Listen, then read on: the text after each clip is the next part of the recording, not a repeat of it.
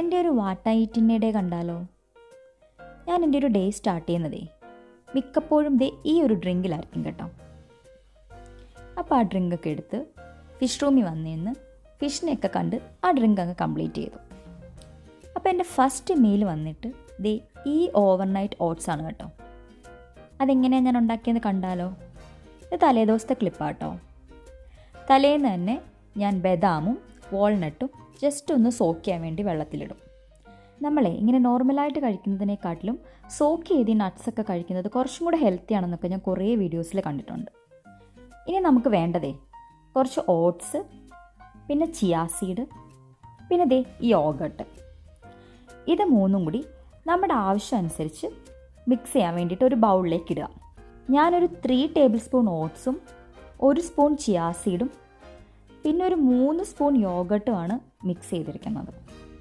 ഇത് മൂന്നും കൂടി എടുത്തിട്ട് നന്നായിട്ട് മിക്സ് ചെയ്ത് ഫ്രിഡ്ജിനകത്ത് വെക്കാം. ഇത് പിറ്റേ ദിവസം രാവിലെയാണ് കേട്ടോ. ഓവർനൈറ്റ് സോക്ക് ചെയ്ത് ഈ ബദാമും വാൾനട്ടും കൂടെ ഞാൻ അതിലേക്ക് ആഡ് ചെയ്തു.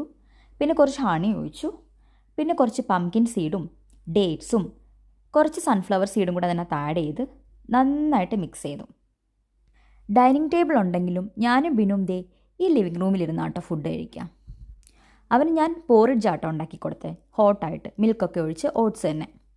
അപ്പോൾ അതിൻ്റെ കൂടെ കഴിക്കാൻ ബനാനയാണ് ആൾ ചോദിച്ചുകൊണ്ടിരിക്കുന്നത്.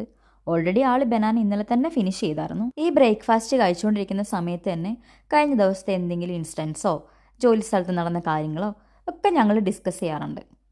അതൊക്കെയാണ് ഇപ്പോൾ നടന്നുകൊണ്ടിരിക്കുന്നത്. എൻ്റെ സെക്കൻഡ് മീൽ എന്താണെന്ന് നോക്കിയാലോ? സെക്കൻഡ് മീൽ വന്നിട്ട് ഗീ റൈസും പപ്പടവും പിന്നെ സലാഡും പിന്നെ മട്ടൻ കറി.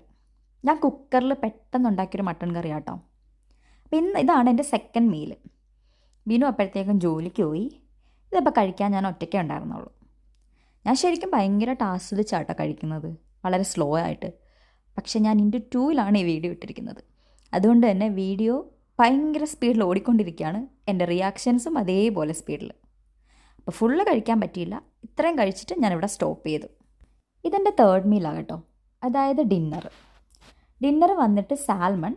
അത് കുറച്ച് ഓയിലൊക്കെ ഒഴിച്ചൊന്ന് ഷാലോ ഫ്രൈ ചെയ്ത് കുറച്ചധികം സലാഡ്, കുറച്ച് വെജിറ്റബിൾസും മാംഗോയും ഒക്കെ ഇട്ട് പിന്നെ കുറച്ച് ഫ്രഷ് സ്ട്രോബെറി. അതെൻ്റെ ഗാർഡനിൽ നിന്നാട്ടോ.